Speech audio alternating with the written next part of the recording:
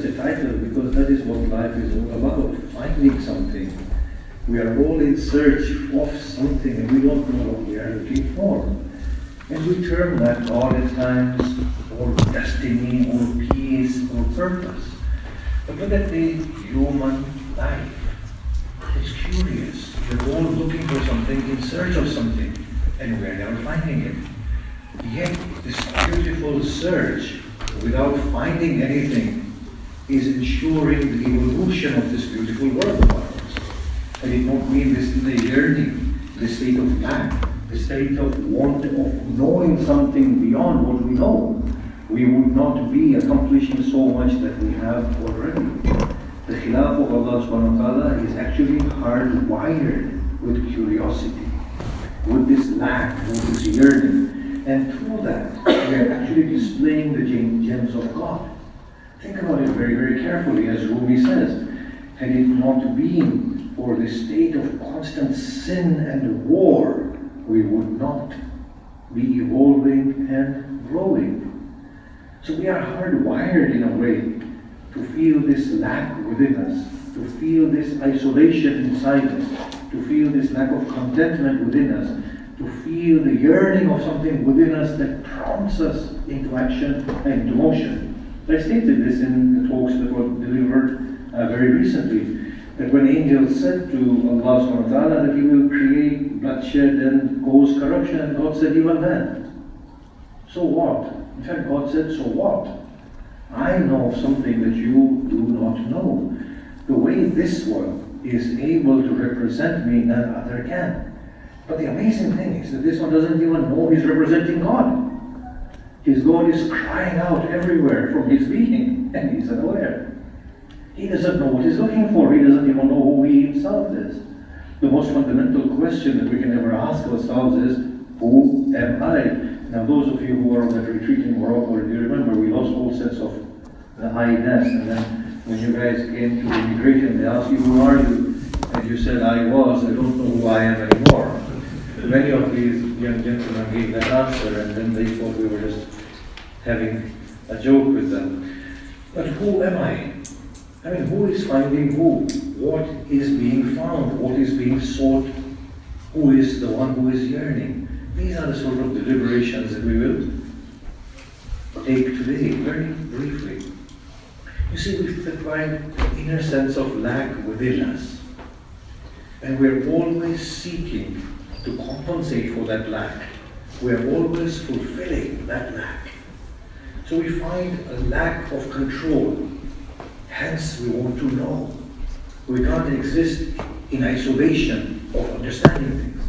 No matter how inaccurate our understanding of things are, we need to construct some framework of understanding before we can feel secure. In darkness, we don't know where we are, so we create light. We need to have control. We are lacking control. We lack authority. We want to extend our authority. We lack knowledge. We want knowledge. Nature imposes limitations upon us. We want to break them. Why is all of this happening? A cat is content with being a cat. But the human being wants to be a bird and fly. They want to be fish and swim in the depths of the oceans. They want to know how the physical universe came about. But of what use is this knowledge to them? Just curiosity. I need to know. But how will it impact you on your earthly life in the 70 or 80 years of life that you have on the face of this earth? How shall that impact you? I don't know. In some distant future, it will assist those who come after me. True, but what about you, who is ready to spend all your life in search of how the physical universe began? I don't know. It's just my passion. There is something inside us. It's yearning for control, yearning to know, yearning to overpower, yearning to carve out destiny, yearning to break all limits. That is the breath of God as we express it. The breath of God that is so unlimited that it fills the whole of existence, that the whole existence starts singing the song of who am I and trying to find itself. Now look at the beautiful way in which Quran explains this at points. within the Quran. He says, I construct every one of these tests so that I can know who you are from within. Every one of these things that are happening is revealing you yourself. You are finding your own self. In any case, look at the beautiful things that we bring out in the course of finding ourselves, in the course of fulfilling this lack that is within us. But even then, after creating crafts that fly us through the air, after landing people on Mars, which will be a physical reality in the years to come, after understanding the dark matter, after harnessing the energies of the universe, we are still left with this sense of restlessness within us, lack of peace. We are never satisfied. There is an inner calling, an inner want, an inner yearning. What is it all about? Allah subhanahu wa ta'ala depicts this within the Quran about our inner state. Outside, we find control. And in reality, there is no control. And this perplexing situation is depicted within the Quran, which is talking to us, for us to introspect. So Allah states, He says, have you seen those people who do not believe in God? All their good deeds are like dust collected on a rock. When they retrieve, when they turn to retrieve it, a gust of wind comes and blows them all away. In a frenzy, they try to grab as much as they can. Indeed, loss is their state. So even though outside there is full control, we are lacking real control. Think about this very carefully. We may have armies of people, and yet the inner self is insecure. We might have the greatest of weapons to defend us and to destroy our enemy, and yet we are frightened individuals from within. We might become kings and emperors of this world, yet the love of a child or of a parent reduces us to a state of a beggar from within and weakens us to that level. Allah says again in the Quran, and when they are caught up in the stormy oceans, they lose all sense of dignity and they begin to implore Allah, oh Lord, bring us to the shores of safety, and we shall never again be ungrateful. And when we sail them to the shores of safety, quickly they forget. Allah is depicting those complexities that are within us. The outer control, lack of inner control. Outer power, lack of inner power. Outer strength, inner fear. Look at how we are. There is a different world altogether within us. The outer world is the one in which we are displaying the gems of God. The inner world, therein is a child, lost, bewildered, unfound, in a dark room. And what does the child do? As opposed to saying, I am here in the dark room and I need to open this door. I need to see what is out there. The child does is, they put on certain spectacles, the 3D ones that we have now. And they lose themselves inside a movie. And that movie becomes a reality. And every once in a while, the inner self is confronted by a great pound from outside, which passes through the sounds that are being pumped down their ears. And they hear that real sound, and they awaken to the state that, where am I? Who am I? This world doesn't make sense to me. It is here that we need to find God in the rightest sense. All the splendor of God that we display outside ourselves is only there to lead us to find the real thing. And we are yearning for that real thing. Rumi says, and I often give this example, he said, I see this wonderful painting on the wall of a soldier, so strong, with such magnanimous being in the body, strong hands, sword, I stand in amazement, in appreciation of the force that this man is displaying. I go near him, examine him from close up. I ask him, why do you not speak? Why do your eyes see not? Why do the ears not hear? Why is your hand not charitable? Why does the sword not cut? You are just a mirage. You are not really there, are you? Of what use are you, O great warrior drawn upon the wall? And I say to him once again, but yes, there is some use for you. You are here to depict something real that is beyond you. Had it not been for you, I would not have been led to the real thing that you are reflecting. And I'm set off the search to find the real one. All this outer being of ours is an invitation to pay heed to the inner being. Think about our case momentarily. We are so complacent in our religions and in our lives. Whether a Shia or a Sunni or a Muslim or a Jew or a Christian or whatever, this is not controversial stuff, okay? Because I know as soon as I say religion, okay, controversy. Salat.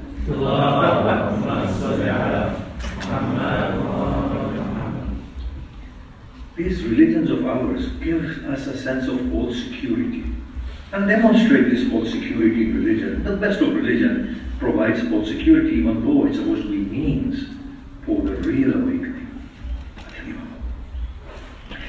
If religion truly was understood, then the inner being would be attached with God, or the inner being substantively would yield the beauties that the outer being is yielding. But the fact that none of us wants to die. Does the Quran say, قُلْ إِن كُنْتُمْ تُحِبُّونَ اللَّهَ? Sorry, it says, what is that word in Surah Jumu'ah? قُلْ يَا أَيُّهَا الَّذِينَ هَادُوا إِن زَعَمْتُمْ أَنَّكُمْ أَوْلِيَاءُ لِلَّهِ مِن دُونِ النَّاسِ فَتَمَنَّوُا الْمَوْتَ إِن كُنْتُمْ صَادِقِينَ. If you are indeed the friends of God, as you claim, other than everybody else, then become desirous of death. So why are we not desirous of death? If truly these prayers, these fasts, this rotating around the Kaaba, all this was really impacting us in the rightest sense. If truly Sunnism was right, if truly Hinduism was right, or Buddhism was right, then why am I so hesitant from meeting my destiny? Do I not claim in my religion that Allah is the most beautiful, most forgiving, most merciful? Then why don't I want to meet Him? Does that make sense at all? Do we not say Allah is the real one, everything is false? If that's the truth, then why would I want to meet with Allah?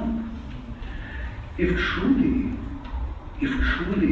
I have the truth in me, then why am I hesitant in giving in the way of humanity or God? Is it not my claim that everything is from God? Is it or is it not? Then why am I not giving it back in the hand of God? Is it not my claim that my God will feed me, even if I'm swallowed up within the belly of a fish? Is that not my claim? And if that is my claim, then why am I overriding the destiny of God and authority of God? Surely I should be charitable. Is it not my claim that my God sees me and hears me?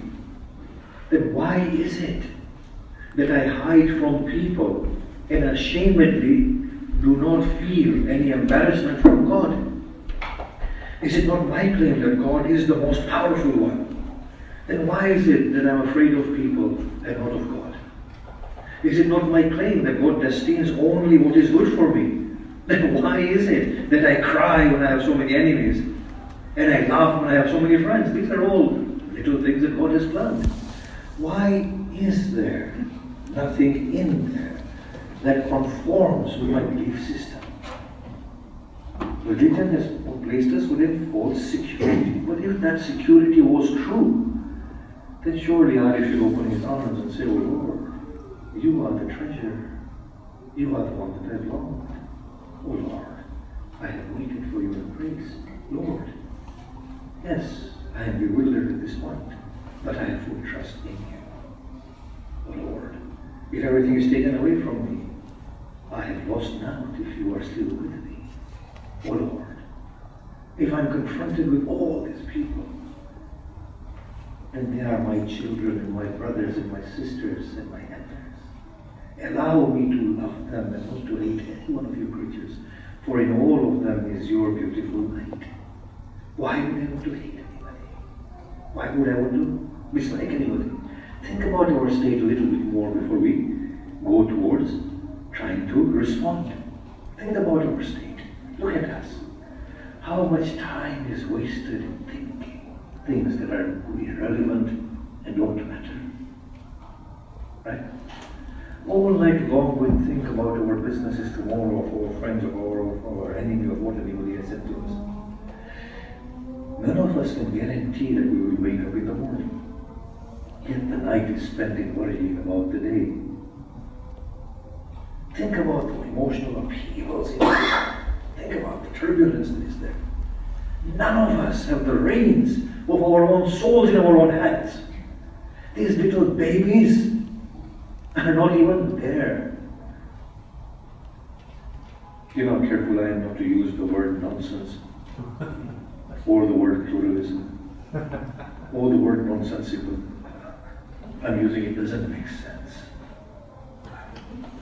Imagine a community that is frightened by word nonsense and pluralism. What have you gained from your God anyway in your religion? Somebody came to me, smiley lady. She said, "But I have to wear a scarf if I come inside your mosque." I said, "If putting a scarf threatens your Ismailism, then it's not worth having in the first place, is it?" So the Ishashis came to me. They said, "We can't go into this Gurudwara, they expect us to put handkerchiefs on our heads." I said, "If your Islam is determined by a handkerchief on your head or in your pocket, then that Islam is not worth having. What sort of God have you worshipped anyway? Look at the God of Muhammad. He stands in front of child murderers, people who exploit, immoral beings, demonic type of people. Opens his arms, brings them to the lofty pedestals of humanity. What God was he worshipping? Look at our state a bit more, as I'm saying. These minds are ticking. I'm not going to make a joke that ISIS are doing a good thing. I'm cutting them off, throw them away. No, I'm not going to say that. God curse them. These hearts are always in turbulent emotions. The one who conquers the world is himself out of control. But you know, the problem is that he's not really out of control. He doesn't even know if he is. He doesn't even know that he is. Do you know that? It's a sense of false personality that prevails upon us, a false sense of religious security that has made us what we have become. Whether we are Muslims or belong to any other faith, or even if people who are not belonging to any faith, we are all in the same boat. We have constructed secure boundaries for ourselves, and it's false security. We are displaying God, and we've constructed this false security. But what is happening here is that the outer world is crying for us to examine it, and to then look in the inner world and say, my goodness, that is the real world that needs to be inhabited. That is the real world that needs to be conquered. That is the world that needs to be built. How do you build that world? What do you do? Go and do pilgrimage to this temple, go to Makkah and go around that Kaaba, go to do ziyarat and walk this mile, I don't know how many miles, and walk in 100 rakats, and still they end up killing the son of the Prophet. Read the Quran and then assassinate Ali ibn Abi Talib. Something is amiss. What happens here is that we are figured further. What we are not doing is, we are not paying heed to that inner calling, that look, I am yearning here, in there, that I need to be found. I am nowhere.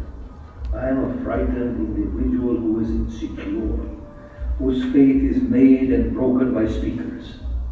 Yes? Where are those people who are cut into thousands of pieces and who yearn for another Shahada with saying? Where are those souls who are made through God? Yes? That is the problem, that we are not paying heed to the inner being. Now what religion does is, it establishes God at the helm of human existence. So this is God. And God is your creator, your cherisher, your sustainer, your everything. But religion does not talk. I'm talking about religion as understood by people, not religion as given by the Quran or the Prophet. But religion does not talk about the bonding with God, about what it means to belong to God. Religion talks about arbitrary servitude to God. Religion says bow and prostrate. Religion does not teach who you are bowing to and who you are prostrating to, and who is the one who is bowing and who is the one who is prostrating. Unfortunately. Religion says flee to Makkah and go around the house 7 times. Religion does not teach why you're going to do that. And even if it does, it says, oh, because there is a Muslim unity, and so what? There are dead bodies walking around the Kaaba. Millions of them. What difference does it make? Or a speck of dust known as earth. What difference can any of that make to God? If anybody who contemplates, they will see. If everybody became a Muslim and does prostration, what difference would it make to God? We need to understand that modern day religions have actually failed to convey the real message that was left by those fathers of religions. Their message was very different. They were talking about a relationship of lack and bonding to that complete source with Allah subhanahu wa ta'ala. A level of intimacy with God, where that being can finally acknowledge itself. In there is a being that needs acknowledgement, that needs to emerge, and it is not possible for it to do that. Neither to their spouses, nor to their parents, nor to their siblings, nor to their friends. There is a need for that being to relate through trust, to know that this is the one who is loyal to me, who will always be by my side, who will not judge me in the negative, but empower me towards growth. That is the finding we need. That is the God we need to find. So here is the analogy that we always give. That when a seed asks a tree, what is my destiny? And the tree says, you have to reach me. So the seed starts jumping. And the seed starts creating crafts to fly around the branches of the tree. The tree says once again, you need to become me. You need to have me. You need to reach me. The poor seed doesn't understand this. What is the meaning of you need to reach me? I am flying around you, but I am no closer to you. What the tree is trying to say to the seed is, you need to become me. And I am in you. So look at me as the end goal and become it to yourself. And that is our journey. And that journey requires the seed to bury itself within the earth and to allow itself to be broken, for that tree to emerge from within itself. That is the truest way to find the tree. That is our story. Finding God actually means to allow God to reveal Himself through us. That's all it means. You are the lost treasure. You are the divine pen. You are the tablet. You are Gabriel. You are the Quran. You are the beginning. You are the end.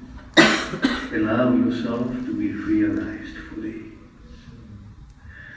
So when we yield to God, what that divine architect does is that he molds us, then breaks us, then remolds us, then re-breaks us, then remolds us, until he becomes satisfied that we are mirroring him. Imagine. Why does the hadith say that the greatest source of wealth is contentment, not possession of money? Why? Contentment is the inner completion.